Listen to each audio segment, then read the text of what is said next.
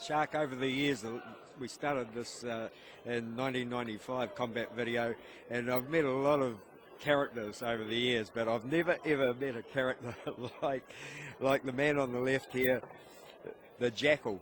He's I find out after talking to him that he's actually Vili's older, offensive Vili's older brother. But I said, why do you call yourself the Jackal? He said, because I like watching Discovery, and he said, I like seeing the Jackal sneak the meat away from the lion. I said, how many fights you had? He said, this is my first, my last, my everything. And he said, I want to see what all the fuss is about. But I'll tell you what, he might have been having me on a bit because he goes out there, he certainly knows how to handle himself, as we see in the first seconds of this fight. But a real character. Closes the gap nicely though. His opponent tonight, PAZ Vijo. Ooh, big right hand from Vijo, the Aussie boy who we watched fight last week up against Prince Hamid. When he lands another right hand, but the Jackal stands steady.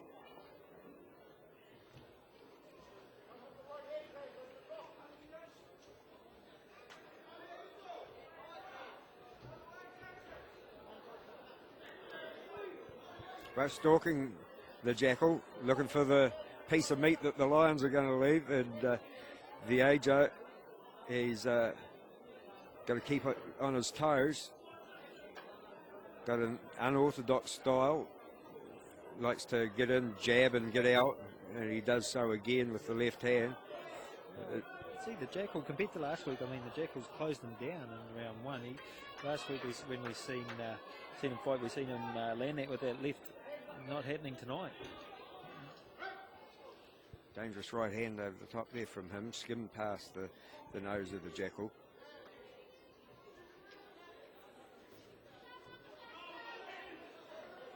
Comes forward, whoa, left hand catches, and it had a little bit of power in it too. The end of the first, and we follow the Aussie back to his corner. And not a bad round for him. Well, in round number one, we saw PAZ Vijo on his hit and run missions like he always fights.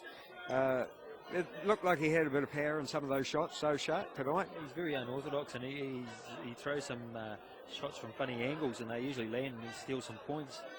He's in a little bit of trouble tonight, not able to land as much as he usually does. The Jackal stands his ground and just sort of happy to bustle back. Oh. Bit of a buckle of the knees there. I'm not sure if it was a half by a slip or a good shot from Vijo, but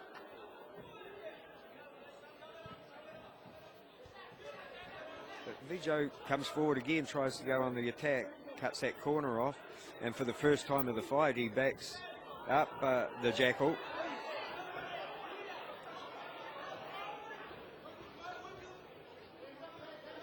He comes in low, nearly off the left hand. Jackal almost caught him with the left hook early in round one, but things not going his way here in round two. And there goes that left hand again, a probing left. Yeah, the other thing that he's got going for him, Vijo, is the footwork. He's very hard to catch and a frustrating fighter to be in against. He is. He stays down low. He leads with the left. He's got his body to the side, so he's got a good reach on it. And he'd be a frustrating fighter to fight. Hard to look good against him. But I thought the Jackal was doing the right thing in round one. Like he was hitting him with that left as he came in, but not able to do it here early in round two. The guys square off the probing left again.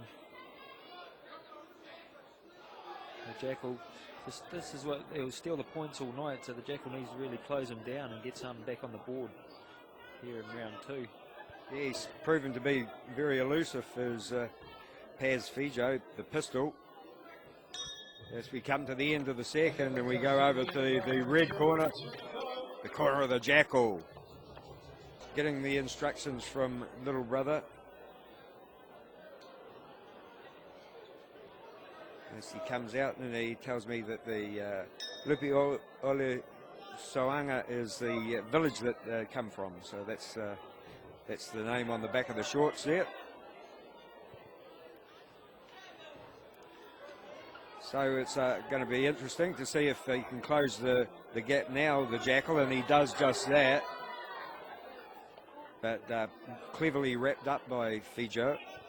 Yeah, and what he does is not only close the gap, but that left, oh, good left hook there.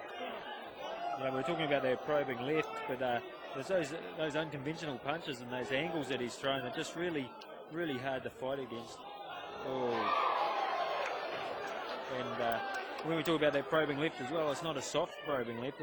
He's really throwing some power behind those two. It goes again. I think that's the answer to that left, is to hit him back with the left hook. Jackal just having a bit of trouble getting his range against him. And he's well, he's having some success with the left hand at Fijo. And he lands it again as he comes forward. The Jackal moves out. Got to fight off the counter, and the reflexes and the footwork of Fijo are so good that it makes it very difficult. Right hand lead that time, and it landed. Now the thing is, for a man that's been fighting for a long time, up against a man that doesn't fight, the stamina is going to come into play. Oh yeah, I think he's got a bit of experience there. As you see, he read that right. He wasn't going to get him twice. They break up in the middle. And you just get the feeling that the pistol's stealing this fight, just stealing the points here and there, and managing to throw those punches on those angles, and just too elusive.